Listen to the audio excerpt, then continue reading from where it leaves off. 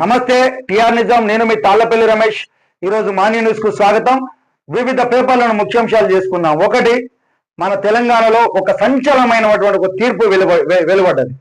అది ఏంటంటే, ఒక తిప్పర్తి గ్రామానికి చెందినటువంటి ఒక వ్యక్తి అత్యాచారం చేసినందుకు అతనికి 51 సంవత్సరాల కఠిన కారాగార శిక్షను నల్లగొండ జిల్లా కోర్టు సంచలనమైన తీర్పు వెల్లడించింది.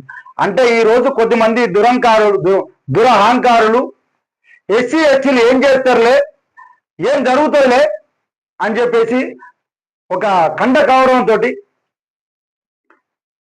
వాళ్ళు చేసినటువంటి కొన్ని ఇది ఒక చెంపపెట్టులాగా సంచలనమైన తీర్పు వెలువడ్డది. ఇలాంటివి జరుగుతూ ఉంటాయి. జరగడం వల్ల చాలా వరకు ఎవరన్నా టచ్ చేయాలంటే కూడా భయపడే సందర్భాలు ఏర్పడతాయి. ఎవరినైనా ఎస్సీ ఎస్టీలను కానీ ఎవరైనా మహిళలను ఏ మహిళనైనా కూడా టచ్ చేయాలన్నా కూడా వాళ్ళు భయపడేటువంటి సందర్భాలను ఉంటాంటే వాళ్ళ సంఘంలో గౌరవ మర్యాదలతో బతికే విధంగా ఉంటుంది. ఈ కేసులో మాత్రం సంచలనమైన తీర్పు ఇచ్చినందుకు మాత్రం నల్లగొండ జిల్లా కోర్టుకు మాత్రం సెల్యూట్ చేయాల్సిన సందర్భం వచ్చింది. ఎందుకంటే నల్లగొండ జిల్లా కోర్టు సంచలనమైన తీర్పు పోక్సో కేసులో 51 సంవత్సరాల కఠిన కారాగార శిక్షను విధించింది. అది 51 ఏళ్ల కఠినకార శిక్ష, అంతేకాదు 85,000 రూపాయల జరిమానా కూడా విధించింది. అట్లాగే బాధితురాలకి 7 లక్షల రూపాయల పరిహారం కూడా అందించాలని చెప్పి కోర్టు ఆదేశించింది. ఎక్కడ జరిగిందంటే నల్లగొండ జిల్లా తిప్పర్తి మండలానికి చెందినటువంటి ఒక బాలిక పైన, ఒక మహిళ ఒక వ్యక్తి పైన, అక్కడే ఉన్నటువంటి గ్రామానికి చెందినటువంటి ఒక వ్యక్తి ఆమెపై అత్యాచారం చేసినందుకు 20 సంవత్సరాల కఠిన కారాగార శిక్షను విధించిండ్రు. ఇంకోటి పోక్సో చట్టం కూడా యాడ్ అయింది. పోక్సో చట్టం యాడ్ అయినందుకు ఇంకో 20 సంవత్సరాల శిక్ష. దాంతోపాటు ఎస్సీ ఎస్టీ